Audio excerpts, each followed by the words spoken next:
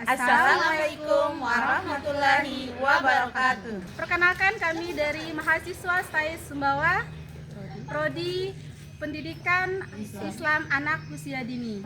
Kami akan melakukan kunjungan lapangan dengan salah satu guru SLB dari Kabupaten Sumbawa.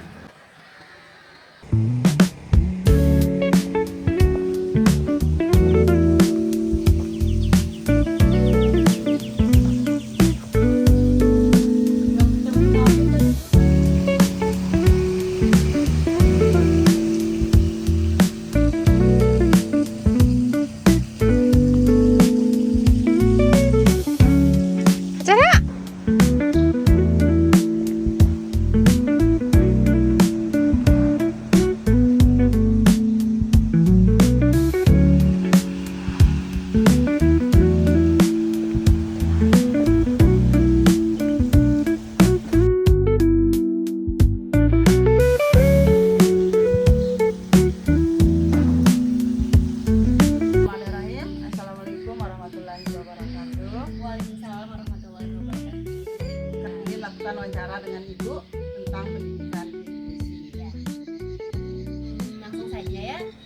Perkenalkan, saya Ibu Isnawalida. Saya guru di SLB Negeri 1 Sumbawa.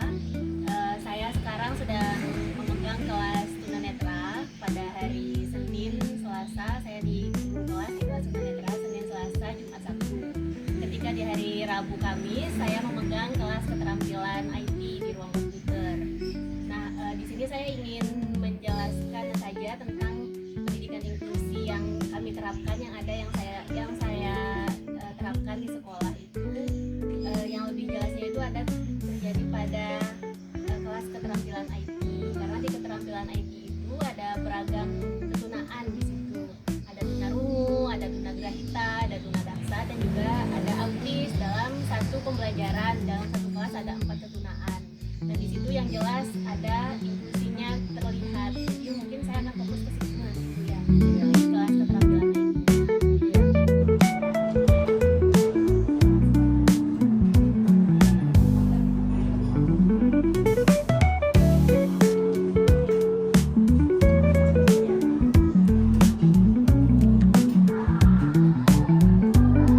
Sekolah kami menerima ketunaan tunanetra atau A, tunarungu atau B, tunagrahita atau C, tunadaksa atau ketunaan D, dan autis atau Q. Dan di sekolah kami mulai dari jenjang SDLB, SMPLB, dan SMALB.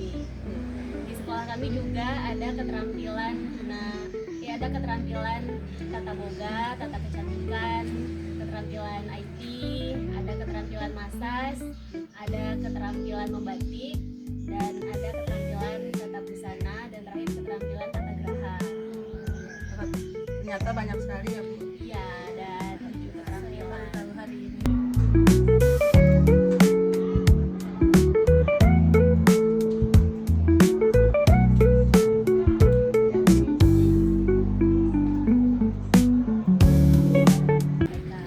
Kita juga mengenalkan ke mereka, misalnya bunyi A, mereka walaupun tidak mendengar bisa A. Kita kenalkan kalau mengeluarkan suara itu, memasukkan suara itu ada getaran di tenggorokan kita ajarkan ke mereka itu, ke anak-anak tunarungu. Yang tidak mendengar sama sekali. Iya, kita ajarkan di KBBI. Iya. Dan kita sebagai guru juga menggunakan bahasa isyarat sebagai komunikasi ke mereka. Komtal komunikasi total. Ada isyaratnya digabung dengan suara juga, gerakan mulut dan ekspresi. Karena mereka kan sangat visual. Jadi harus jelas wajah kita, ekspresi kita ketika komunikasi dengan mereka disertai dengan bahasa isyarat supaya mereka mudah mengerti. Yaitu yang tunarungu, dan ada yang tunagrahita, itu anak dengan hambatan intelektual kalau tunagrahita. Jadi mereka yang IQ-nya di bawah 70. Kalau yang rata-rata kan 90 sampai 120. Itu yang orang normalnya. Dan kalau 70 sampai 90 itu lamban belajar. Nah, kita yang di tunagrahitanya 70 ke bawah IQ-nya. Mereka dengan hambatan intelektual. Kalau yang hambatan intelektual kita berikan layanan khusus pengembangan diri atau bina diri. Pengembangan diri atau bina diri ini supaya mereka bisa mandiri untuk mengurus diri sendiri, misalnya mengencingkan baju, memasang tali sepatu, menyisir rambut, sampai ke toilet misalnya buang air besar, buang air kecil, karena mereka kan hambatan intelektual, jadi kadang motoriknya masih belum masih kaku, misalnya memasang baju, itu kita biasakan untuk anak tunagrahita. Kita tidak mengejar akademiknya, karena memang kapasitasnya sampai 70 saja isinya.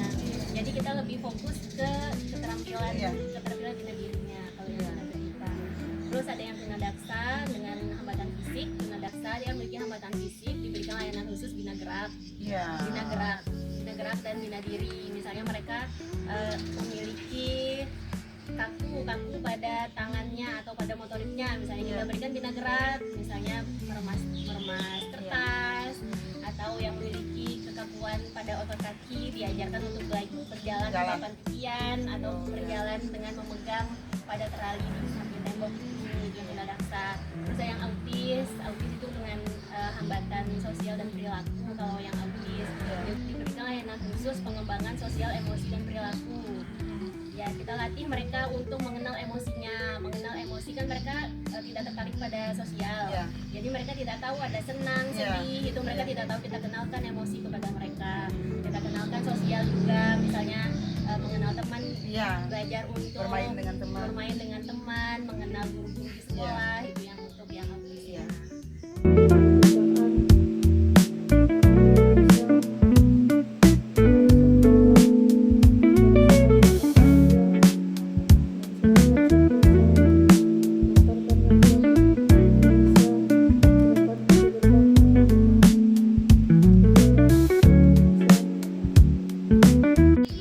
Harapan guru terhadap pendidikan.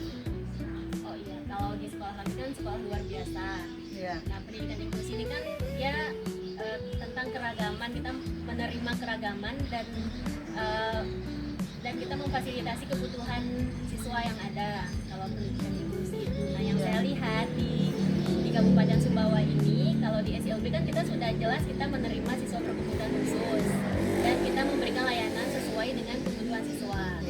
Tetapi di sekolah reguler lainnya, di sekolah lain, sekolah umum itu sudah ada yang melakukan MOU dengan SLB 1 Sumbawa. Masya Allah. Ya, di situ di sekolah umum yang saya lihat itu masih banyak orang tua yang belum menerima tentang keberadaan anak berkebutuhan khusus. Ada yang dia menolak anaknya memiliki kebutuhan khusus. Dan juga lingkungannya masih banyak terjadi pembulian terhadap anak-anak berkebutuhan khusus di sekolah umum. Malah biasanya yang dari SD umum masuk SMP-nya di SLB, karena di SD-nya dia dibully sama teman-temannya, jadi dia masuk ke SLB di SMP-nya. Masih terjadi pembulian dan juga tidak ada guru pendidik khusus. Kalau di ini GPK di sekolah-sekolah di sini itu belum ada GPK. Belum tersedianya GPK. Kalau di sekolah umum yang menyelenggarakan pendidikan inklusi itu harus ada GPK, harus ada ruang sumber, dan itu belum ada di sini. Ya, saya kan juga pernah mengajar di sekolah inklusi waktu saya di Sidoarjo.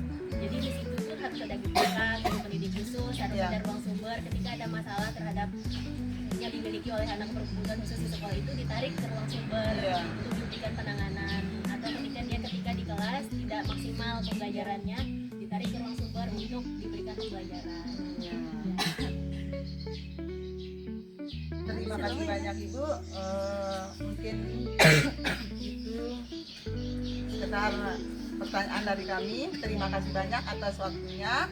Kami mohon maaf apabila ada kekurangan salah kata atau apa terhadap Ibu dan menyita waktu Ibu. Kami mohon maaf. Terima kasih Ibu. Terima kasih kembali. Semoga lancar dan sukses. Amin.